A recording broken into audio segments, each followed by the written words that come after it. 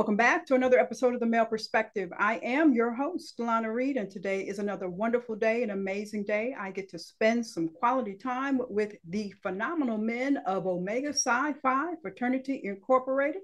Today I have with me two gentlemen out of Tau Pi chapter, Central Maryland chapter. I have with me Brother Nicholas Meade and Brother Earl Jefferson. They are the current Basileus and Vice Basileus of the chapter. Shortly, we will hear more about the wonderful work that they are doing in their community and some other things. But as I always do, gentlemen, I take a quick moment to pause and say thank you to you both for making time for me today. Time is a gift. Once we give it, we cannot get it back. So I truly appreciate you setting aside this time in your day to talk with me. And with that, gentlemen, welcome to the show. Thank you very much. Thank you very much. Awesome. So as we get started, because I did mention that you guys are Qs, please, both of you tell me how long you've been in the Brotherhood and where did you pledge at?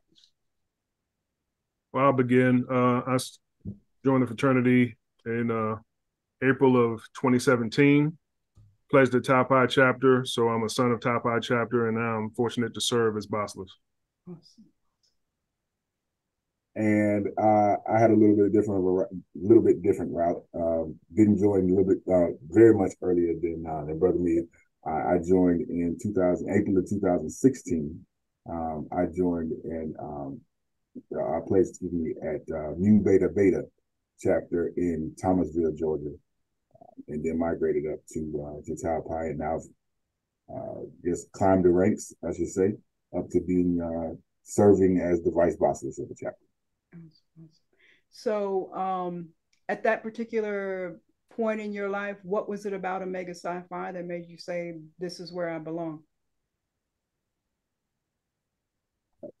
I can answer that question. This was never at that point of my lifetime decision. It's something that I've always wanted. It's always something that I've always known that I was. Okay. I just needed the opportunity and the time to be able to commit to it. Okay.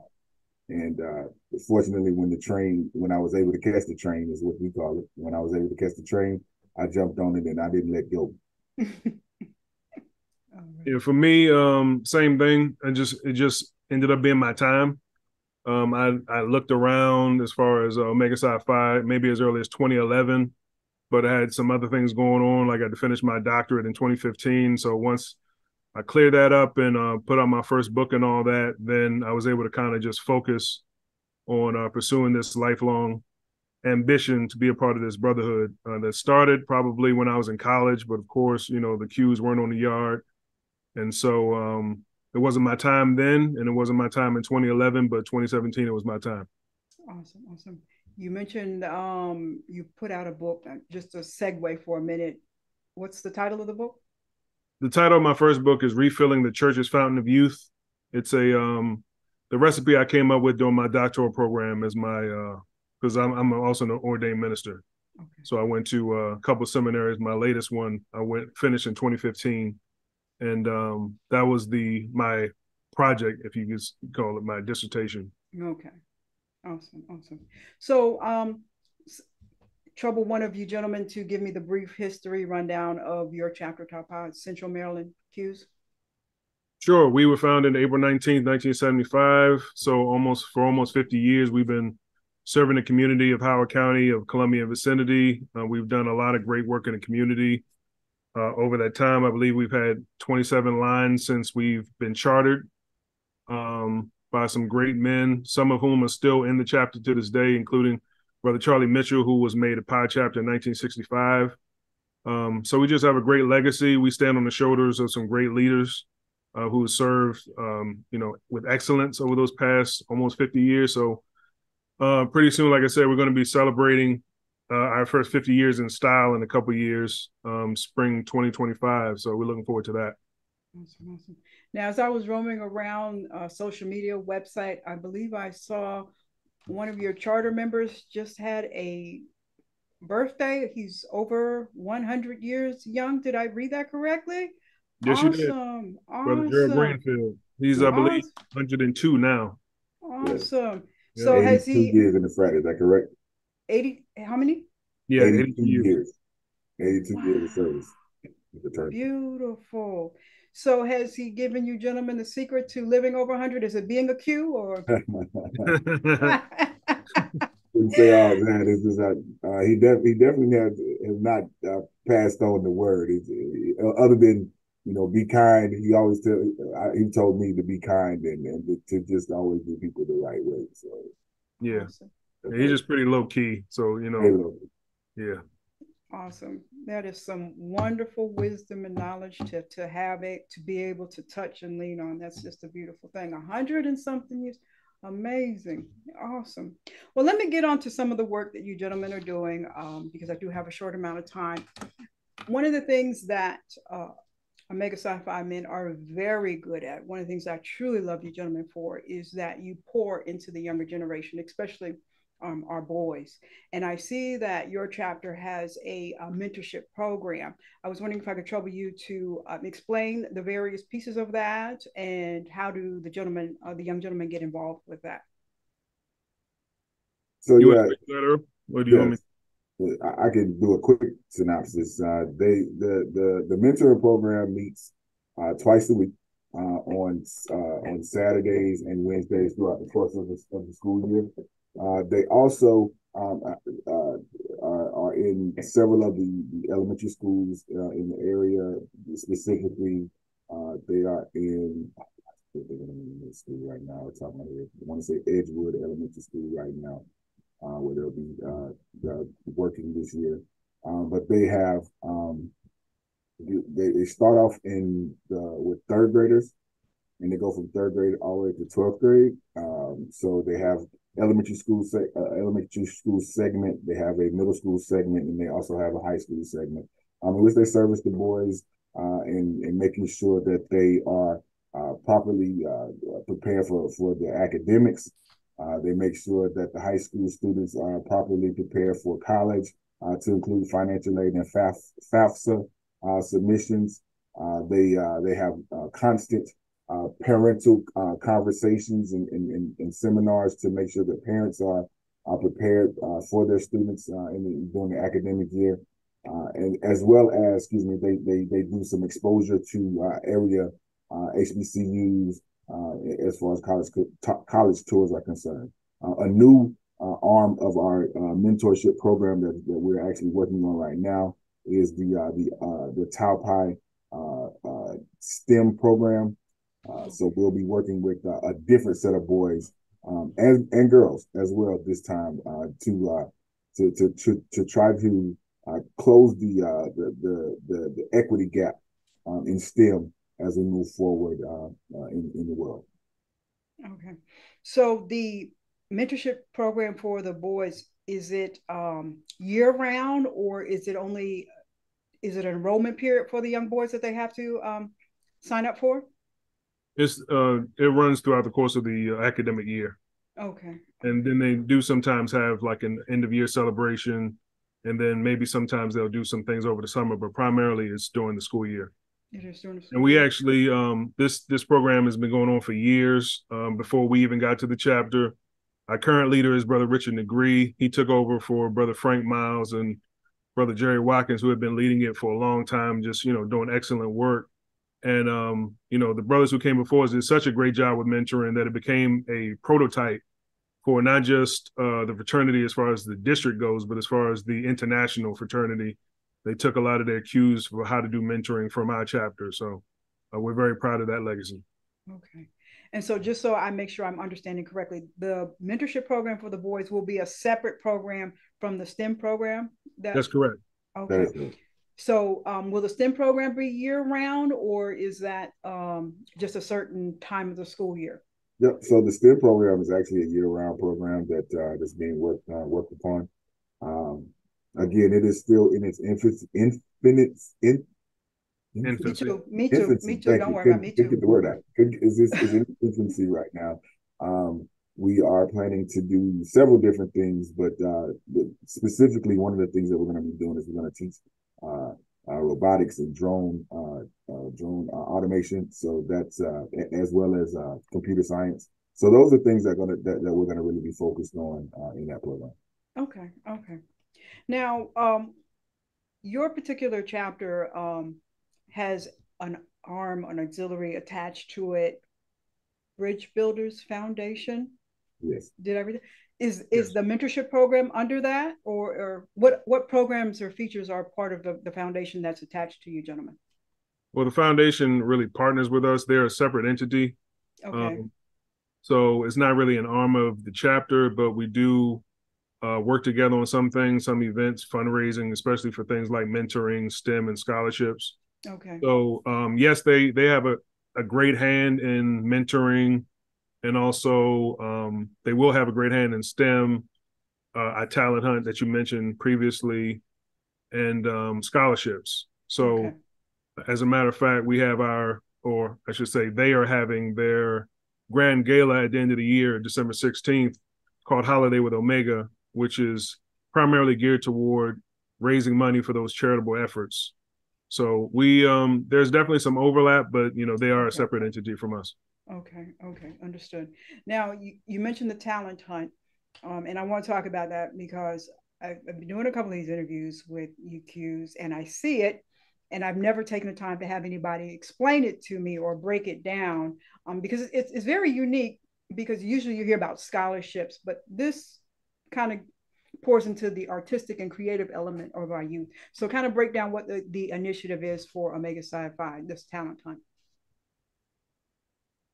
Sure. Oh, go ahead. No, go ahead, Nick. Go ahead. Okay. So the talent hunt, again, is one of those programs that's mandated by the fraternity. So it's one of the things we have to participate in as a chapter of Omega Psi Phi Fraternity Incorporated. What we do is we have a competition, normally at a local high school or other venue, where we have students, high school students, and it could be not just from Howard County, but around the state or wherever, where they compete in two main categories, which are performing arts and visual arts. And then based on their performance, we have professional judges. They are judged based on their performance or their presentations, and then we give out scholarships based on first, second, and third place. And then the first place winners in both categories have the opportunity to compete at the district level. So wherever the district conference is for that year, for instance, this year we're going to be in King of Prussia, Pennsylvania. Next year, I should say, next spring. Whoever wins our talent hunt will have the opportunity to participate in that competition. If they won at that competition, they'll have the opportunity to compete at the Grand Conclave in Tampa, Florida this year, or next year, I should say, next June. So it's an exciting program. For some reason, we always have tough times getting high school students to compete for free money. What? It's weird. What's that about? I have no idea. It's definitely always a challenge. Is it they don't know about the program, or they know? They just even my son, who plays piano, is I guess gun shy. I think some of them may have performance anxiety, or they just don't want to compete. Or to be honest, some of them maybe don't feel like we felt when we were their age, like, so they have more resources, so they don't feel like the need that if somebody's offering them $500 to compete, they just kind of wink at it. I mean, it sounds to me like the Omega Psi Phi version of America's Got Talent. And, I mean, these kids are, looking for, content and, time on, media. So it seems like it's interesting. I wouldn't have thought that the young folks wouldn't be first in line. They're like, let me be on stage. I want some time. So, okay. Yep. All right. Okay. So I'm pretty sure with all this mentoring of the young folks and the program with the boys, you end up turning over young folks going to college and eventually becoming Qs, right? That happens. That happens sometimes. Yes. As a matter of fact, one of our chapter brothers, his son, who actually came through the mentoring program several years ago, became a neophyte this past year. We're very proud of him. He as a matter of fact, he was at our district meeting the last a couple of weeks ago with his father. So it's a good thing to see the fruits of our effort, start to sprout. It's important because sometimes, when you're doing community service, you don't get to see all of the evidence of your good work and your hard labor. But just to know that, you affected one person and made a difference in someone's life, and you can see their life being changed. It's a very relieving thing. It's very, very empowering thing. Powerful, powerful. Let me ask, how many brothers are in your chapter? There are 152 registered brothers in the chapter right now. I do believe that's the number. 150. All righty. So let me lean in a little, me and you question here, as y'all are the top heads leadership of it. Is it a headache trying to get all these brothers together to do what they need to do, or absolutely not? What are you talking about? Everything we asked them to do the Fake first news. Time, it's just like, it's never an issue. I mean, we never argue. We're always brothers. Yes, right? Brothers. Yeah. No raised voices, no fallouts, Never. Just a great group of guys,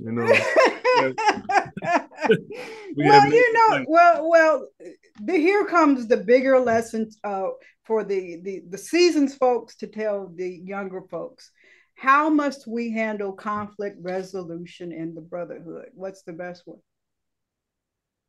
I think the best way is just to have, honest dialogue, where you put all your cards on the table without being disrespectful or disagreeable. Because I think a lot of times we see way too much passive aggressiveness. Like, people don't want to actually confront problems. They just want to gloss over it or act as if everything's all right.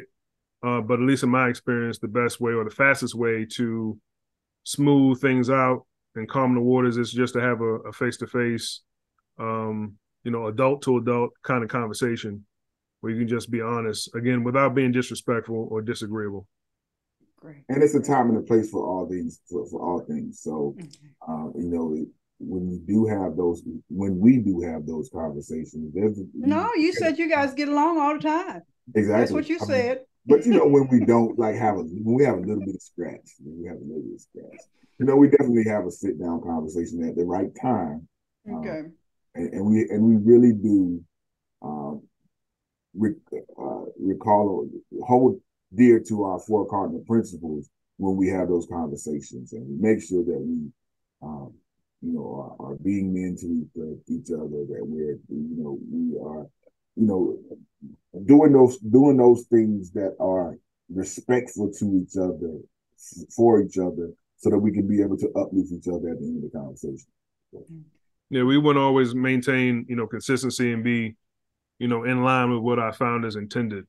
Don't want to be men making the fraternity look bad, making our families look bad, et cetera. So those are some things we keep in mind.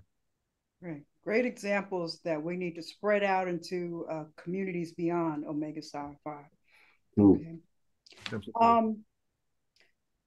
Let me ask you this, because as I said, I was roaming around your social media, being nosy as I was getting prepared. And I saw you gentlemen had an event that I missed, my spot at the Spades table, probably. You guys had a cookout. Mm-hmm. And a lot of times people see these events, these galas Divine Nine has, and they say, oh, they're just partying all the time. But there's actually a lot of backstory. These are fundraisers for the things that you gentlemen do in the community. What was this particular event raising money for? Or were you guys just having a good time? No, we were.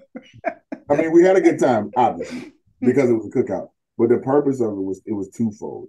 One, we wanted to. That's our opportunity as a chapter to give back to the community. Okay. Throughout the course of the year, we're out, we're doing things, asking them for contributions and time to give back to give to us. We want to give something back to the community, and that's our opportunity. And then in the same token, we do take we have a book drive, school supply drive at the same time with that that event, to make sure that we're doing community service on top of community service. So we're always serving. Yeah, we were actually fortunate to collect a lot of school supplies, a lot of backpacks, and to Brother Earl's point, another part of the give back is to kind of give back to our families as well. Our families see us sacrifice, they see us, pouring out to other people, and we do pour out to our families, obviously, but just to have a time where they can just pull up, just eat, just have a good time, not worrying about to Earl's point, collecting money or, us soliciting donations. It's really just a pure spin where we're cooking, myself and Brother VB, Brother Jefferson were on the grill. We weren't just, all day. all day. Sweating, hot and all that stuff, but we love to serve. So, that's what we're about. Okay. You were on the grill, accused and multifaceted, huh? He's Absolutely. writing books and on the grill and okay, leading the chapter. All righty. Okay now. At that particular cookout, I saw it was full participation of the Divine Nine. And anybody that is familiar with Divine Nine knows that there is a lot of mine is better than yours, teasing, said in love, a lot of love. But when rubber meets the road, everybody gets involved and does the work that needs to be done. Why is it important, do you feel, that inside Divine Nine and outside Divine Nine, they see all of you coming together regardless of the letters? I think it's important because they need to see that we're family, that we have each other's back, that we're not in competition with each other. Although, as Qs, we definitely, feel some type of way about our organization. But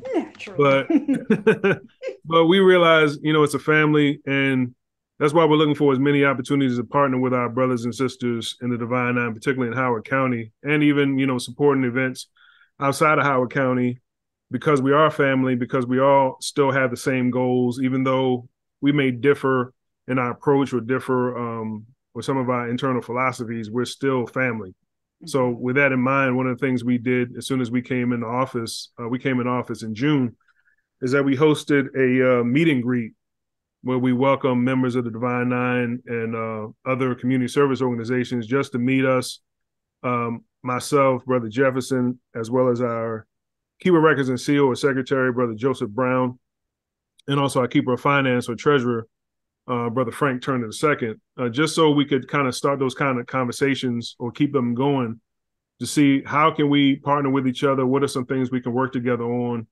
And so we've already been in conversations with them, supporting their events, and been fortunate enough to have them support ours as well. Okay. Also, to piggyback off of that, when you become a member of the Divine Nine, you kind of accept the role of leadership, and community leadership is important. And being able to work hand in hand with a different organization shows people who are paying attention, who are watching, that we can communicate, that we can work together, that we can work together to achieve a goal that we all are trying to achieve as Black people. And we all lift as we climb. So it's important that we show that. One of the things that we're doing as a collaborative group of D9 members, we're going to participate here very shortly at the end of the month of October. I'm sorry, this is probably not announcement time, but we are having a joint venture where we're going to do a trunk or treat in the community, partnering with with St. John's Baptist Church to give back to the community as a group, not just Omega Psi Phi, not just of the other entities of the Divine Nine, but we've all decided that we were going to try to participate together. And to add to that, the aim of our fraternity is uplift, and so we're always looking for opportunities to partner with other like-minded organizations. Like we're partnering with the county executive's office, we're partnering with Howard Community College, and just continuing to have those conversations. Because we don't forget about the American Red Cross that we're partnering with as well. Oh, y'all giving up the blood, huh? Yep. We always give up the blood. That's one of our management initiatives. Okay. Absolutely. And we kicked off another health initiative just trying to help raise money for the American Heart Association. Even though I took the lead on that, so I'm the point person, I looped my chapter in so we can try to raise money since, our community especially gets plagued with things like high blood pressure and another heart ailment. So definitely want to raise awareness of that. And health initiatives in general is one of our mandated programs. All this work you gentlemen are doing in the community, When do you brothers take time to just enjoy yourselves, just relax amongst the brothers and just be brothers? I mean, it when we're doing the service, we're relaxing and we're being amongst the brothers. So, I mean, it's a twofold every time we go out and do something. We do have opportunities to kind of relax and hang out. Like one of the things we'll be doing, we'll be watching one of the football games here very shortly. We also go and we go to the Wizards ball games and we rent space there. We're trying to do an Orioles ball game this year, but that's not going to work because the Orioles started playing really good ball. And the price of tickets went up a little bit too expensive. But we do things that we gather amongst each other, and we always use Psalms 133. We just really believe in that Bible verse, and especially when we're with each other. Right. And our motto is friendship is essential to the soul. So we're always looking for opportunities to fellowship. Even after we finish we have meetings twice a month, but when we meet together in person, there's always a time and space for us to fellowship after the meetings, and brothers will open up their houses, their backyards, their decks, just invite the brothers to come pull up and have a good time, have some conversations about, how can we do some things better. But again, to Brother Jefferson's point, we're always mindful of the need to keep ourselves balanced, getting away for vacation, spending time with your family. But as a brotherhood, yes, we definitely make time for fellowship. That's right. Your brothers, you got to make sure you balance it all, like you said, because you mentioned earlier, with diabetes and high blood pressure, just the pressure of, taking care of family. You guys want to just be able to relax and take that load off. Quick question comes to mind. In Howard County, is your particular chapter responsible for mentoring an undergrad chapter of Q's, or? Currently, we are not. Okay. That's something that myself and Brother Jefferson have discussed, and we broached the subject with our chapter. We've had, in our history, we have done that before, particularly with like 𝗙𝗘𝗏 chapter years ago, and some other chapters, like at a UMBC. But it's something we're definitely thinking about, but currently not actively participating in. All right. You guys have enough on your plate already. As it is as it is. Real quick before I ask my last question, because I've heard, as we've been talking, quite a few different organizations and businesses, companies, whatever, that you partner with. Who else are you partnered with in the Howard County area that you're doing the good work that you're doing with? Is there some? I've heard some schools, and are you at shelters or other nonprofit organizations? Yes. So, you want to speak to that, Earl? Or you want me to? Sure. We're partnered with Neola Dorsey Center in Howard County. You heard about the church, St. John's Baptist. We also are partnered with what's the new relationship that we developed with the other church that we're going to do the Winter Council with? Celebration Church. Celebration Church. Okay. We're partnered also with the Howard County government. We cannot forget that. So and several different smaller businesses around the area. Awesome. And to add to that, we have been invited to several meetups and conversations with Howard Community College. We've been engaged directly with the chief of staff of the county executive of Howard County. And then other than that, it's just like a mix, those are some of our, I guess, static relationships. But we're never going to turn down opportunities to work with like-minded organizations or the proper, political officials who can help us, do more work in the community. Awesome. Just love to see the service. Just love to see the service, which kind of brings me to my next question. It's very important for the Black community to see our brothers, boots to the ground, no pun intended, in the community. But the reality is not every brother is going to have letters, not every brother is going to have the opportunity to pledge a fraternity. why do you think it's important? Just remove the letters for a minute.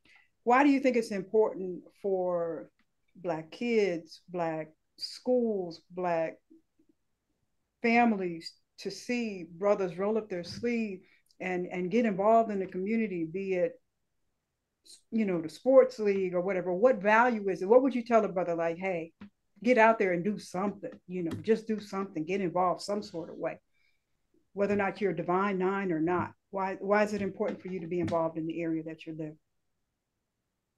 In my opinion, and I'll be quick with mine. It prevents. It helps to prevent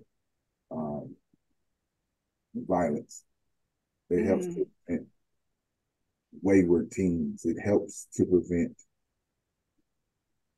unfavorable actions of youth when they see someone doing something the right way, all the time with integrity. It's my opinion. Good point. I agree, and I'll add to that. You know, representation matters.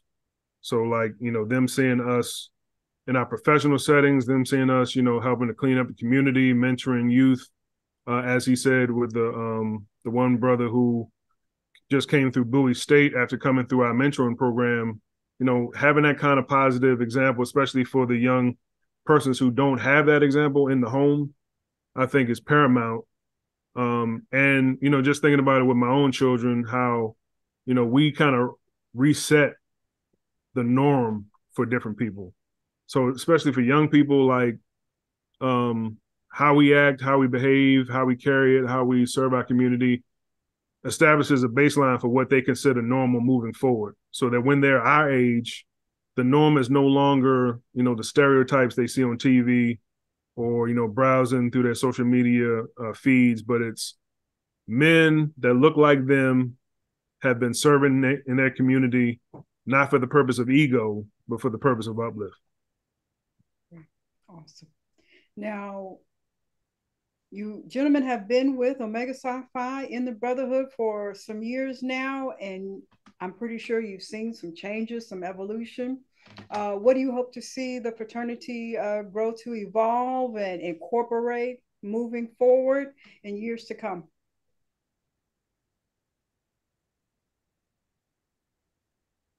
I mean, y'all are just wonderful and amazing already, right? No. There's always room for growth, right? So I think that one of the places of evolution that I'd like to see more of is I'd like to see us do better with our image or images, excuse me, on social media as we continue to move forward in this high-speed network, and make sure that we are displaying the proper parts of the brand that need to be displayed. I'll say it that way. I absolutely agree with that. It's a little, and not to cut you off, because the age range of the fraternity is young, 18 to up. So, and when it comes to social media, I'm assuming there's different concepts with how to portray ourselves. I would think that it gets a little complicated. And that takes mentorship. Yes. And that's where we have to bridge gaps between the more seasoned gentlemen who are maybe still younger in the fraternity, but still are older in life. We could give that information back to those youngsters, because we were 18 and 21 before and didn't want to listen to anything because we knew all the answers. Yes. So, we have to take that hat off of no, and give some real explanation and give some real mentorship and some real uplift to let people understand, to let those men understand, hey, this is why it's proper. This is why we need to change and maintain this the correct moniker. Yes. Because it is a brand, and social media has complicated things for us, because back when we were all undergrads, we could do some things and nobody would hear about it or see it, but now it's a permanent presence, and to kind of impart that messaging on younger folks who are part of a brand. I can understand that could be a little tricky, a little complicated. So as leadership, you know, and that says that they never have any problems leading the men, you know, it should be no problem for you too. So, so you mentioned that you gentlemen have a huge gala coming up in December that we can support. What was the name of that one again? Called Holiday with Omega on December 16th. Okay. Is this a frequent event that you gentlemen have? Every year. Every year? Do it about the same time. Okay. Yep. Okay. And for those who, you know, can't make an event or whatever, we have other ways to kind of pour into your chapter if we want to support the work that you guys are doing. Absolutely. Okay. All right. And I'll ask you that in a minute, because I'm assuming that's on the website. But let me ask my random question. So there's two of you. So I guess what I'll do is I'll pick the first one, and if whoever wants to take it. If you want me to ask another one or that one, we'll just wing it here and see what we got here. Okay. Let's see what we got here. Okay, you don't have to tell me the name. Just give me a yes or no. All right. Do you still remember the name of the first person you had a crush on? Yes. Yes. Yes. That wasn't a pleasant smile. That one was a pleasant smile. That Nick, was you're cheating, though. Nick, you're cheating. Oh, he married his first crush? He did. No, you did. No, not her. Okay. Oh, wait a minute. I don't want to get into no comment. Okay. You know, all right. So please tell us how we connect with you, gentlemen, if we are ever your way, if we want to pour into the chapter and support the work you're doing.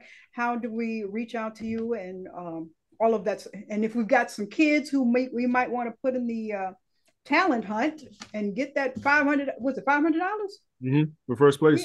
If they're in that area and want to participate, just give us the whole lowdown. So the best way is probably our website, which is 𝗙𝗘𝗥𝗘𝗏. Using that website, they'll be able to, anybody can contact us, and myself and Brother Jefferson will get those email messages. You'll see announcements. You'll see our calendar. You'll see information about our mentoring program and other things that we do. You'll see who our leadership is and all that kind of stuff. So that's the best way to get in contact with us. But we also are on, you know, all social media platforms, on Twitter, or, you know, formerly known as Twitter X, Facebook and Instagram. So you can find updates about everything we've been up to, pictures and service and blood drives, etc., on our social media platforms. So what's next for you two gentlemen? District Basileus and Vice Basileus, or? I don't know. I mean, we just got in the seat in June, so we got a little bit of time to sort that out. Okay. But I'll speak for him and say we didn't seek opportunities for, you know, advancement or seek titles. We're here because we love to serve. And so wherever, you know, I can best serve Omega Psi Phi Fraternity and 𝗙𝗘𝗏 chapter, you know, you can sign me up. Awesome. I love it. Well, I'm going to speak life into some things. So I will speak that. We need good servants, especially in our communities of us. So, well, gentlemen, I'm so proud. Anytime I run into my brothers just picking it up and putting it down, I'm so proud. I applaud you, gentlemen. I applaud the gentlemen of 𝗙𝗘𝗏. Just wish you continued awesome success. I know you guys are going to keep on doing the work that you're doing. So you've been doing that now for what'd you say, how many years now? Almost 50 years. Yeah, almost. So, we got a couple more years, but so right now we're. And somebody give a hug for the brother that's 100 and something. Greenfield. Yeah. Give him a hug for me, because that is truly phenomenal. So I just continue to wish you guys continued success and favor, and thank you so much for hanging out with me today. Thank you so much for having us. Thank you very much. That is all for this week's episode of The Male Perspective. I'm your host, Lana Reid, and I will see everybody next time.